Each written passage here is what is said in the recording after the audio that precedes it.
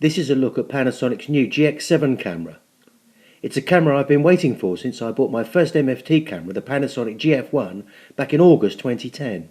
I was bowled over by the GF1, as I was by its Olympic counterpart, the EPL1. At the time I was using DSLRs, and the GF1 was my carry-around camera.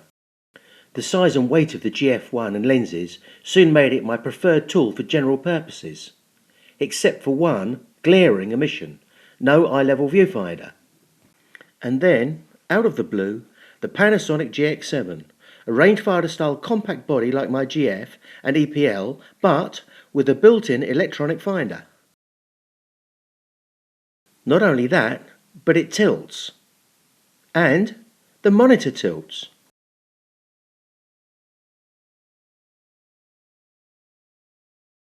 And it has, for the first time ever on a Panasonic camera, in-body stabilization. This isn't a camera, it's a Swiss Army knife. It has everything any photographer could want, and all in one camera. Or does it? Let's take a look. In the hand it feels chunky, solid and tough, not unlike the old Nikon Fs and Leica Ms used to. Speaking as someone who was once attacked by a bunch of rioters and fended them off by whirling one of my Fs on its strap around my head to keep them at bay, I can say that the GX7 will function just as well in similar circumstances. The body has the usual Panasonic array of dials and function buttons. The way they have packed them in is remarkable. Look at the top plate here. Nothing is any bigger than it has to be, yet there is not a millimetre of unused space. The front dial is cleverly combined with the shutter release surround. Ditto the back. Finder, flash, manual focus autofocus button, rear dial function, menu and four-way cursor buttons. If you tried to fit more on here, you would compromise the efficiency, not add to it, because every control is as small as possible without becoming unusably fiddly.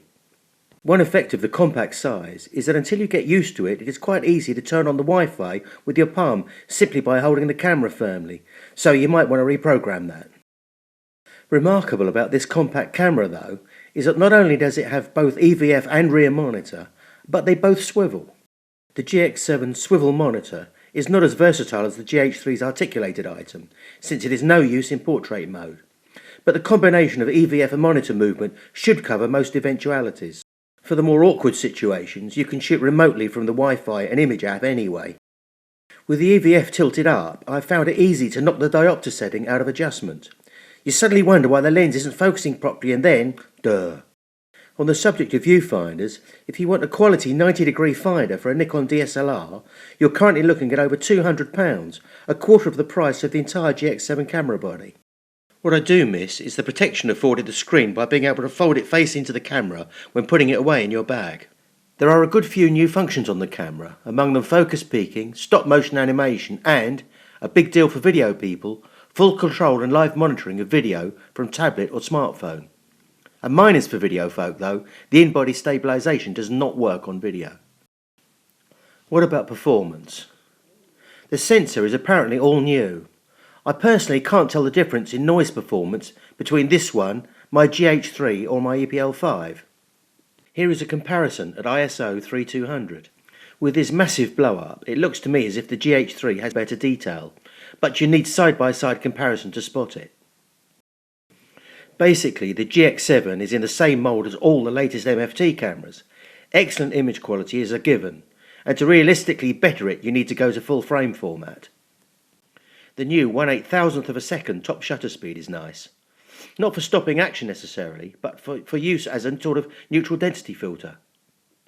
There aren't many lighting conditions where it won't enable you to use a wide lens aperture and thus partially tame the eternal and in my opinion overstated inability of Micro Four Third cameras to deliver shallow depth of field.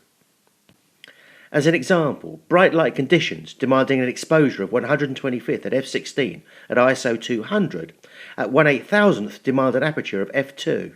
That's nice. Focus speed is super fast, as they all are now, unless limited by the lens itself.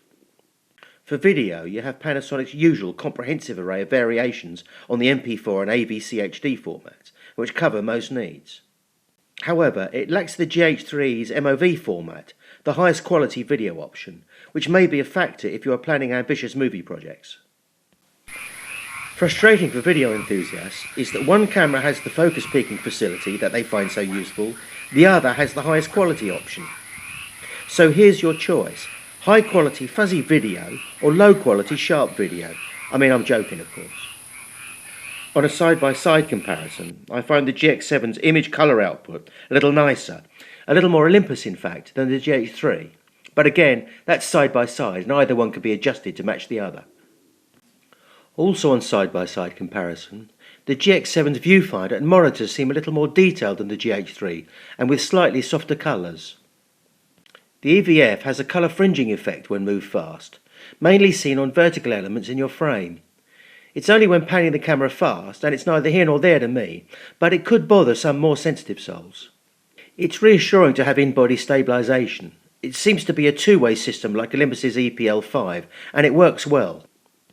If you fit a stabilised lens, the in-body system shuts down and the lens takes over.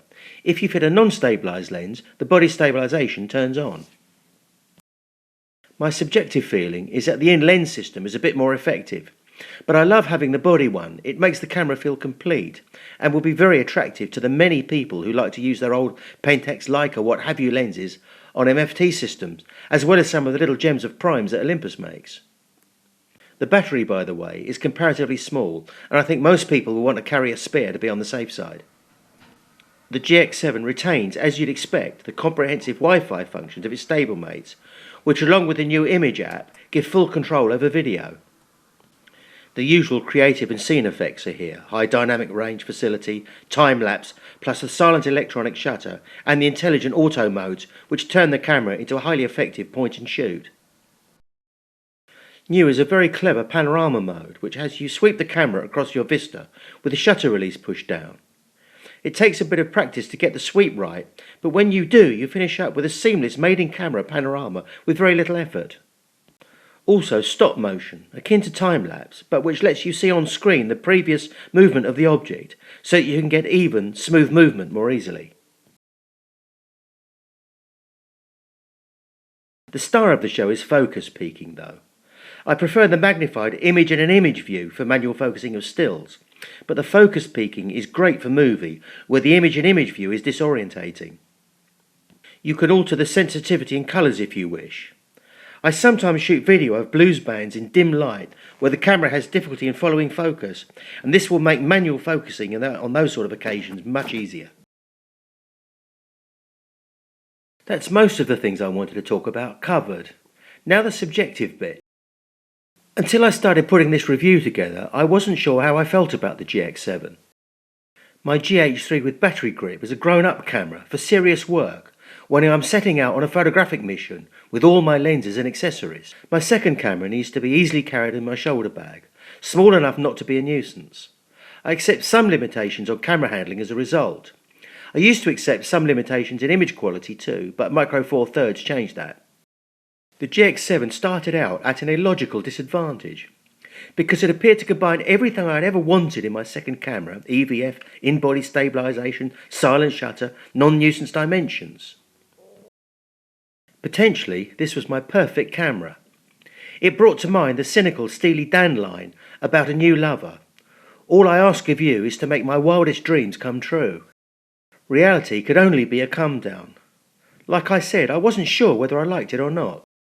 Starting putting together this review, I ran through Lightroom to view the images I'd taken with the GX7 and to see how many more I'd need to take to fill out the words. More? I'd taken hundreds. I'd taken the camera everywhere with me, and I'd used it everywhere. Every time I'd seen something that appealed to my eye, I'd whipped out the GX7 and put it to my eye and snapped it. I'd hardly realised I was taking pictures. Pull it from the bag, put it to the eye, press the button. If my GH3 is the Nikon F of my past, the GX7 is my M2 Leica. It would be a great camera for a lover of prime lenses. 12 f2, 20 f1.7, 45 f1.8, 75 f1.8, anyone? With zooms, I found the 14 to 42 compact zoom a nice feeling match, and especially the 35 to 100 f2.8. For some reason I can now explain as, it just feels right. The 14 to 140 wide range zoom makes a great meld too, and for most people going on holiday or safari it's all they might need. It could well be all people not going on holiday or safari might need as well. But the 20mm f1.7 is perfect for it. It brings dreams of being Cartier-Bresson, capturing those decisive moments. The Olympus 17mm Prime might be even better, but I haven't got one of those. To conclude, my grown-up GH3 camera has buttons for everything, will shoot 1,000 or more pictures without recharging. It feels substantial and satisfying to use. The GX7 is a tool, it just works. You want to take pictures? Here's a machine to do it. You won't realise how much you like it until you see what you've done with it. I wondered at the beginning of this review if this was the Swiss Army knife of cameras. I think it qualifies.